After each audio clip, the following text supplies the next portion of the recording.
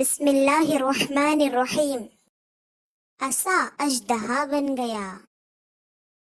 ایک مرتبہ کا واقعہ ہے کہ فرعون نے ایک میلہ لگوایا اور اپنی پوری سلطنت کے جادوگروں کو جمع کر کے حضرت موسیٰ علیہ السلام کو ہرانے کے لیے مقابلے پر لگا دیا۔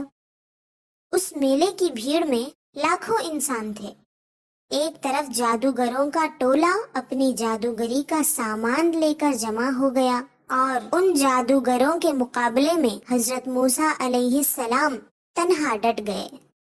جادوگروں نے فرعون کی عزت کی قسم کھا کر اپنے جادو کی لاٹھیوں اور رسیوں کو پھینکا تو ایک دم وہ لاٹھیاں اور رسیاں سانپ بن کر پورے میدان میں ہر طرف پھنکار مار مار کر دوڑنے لگی اور سارے لوگ ڈر کی وجہ سے ادھر ادھر بھاگنے لگے۔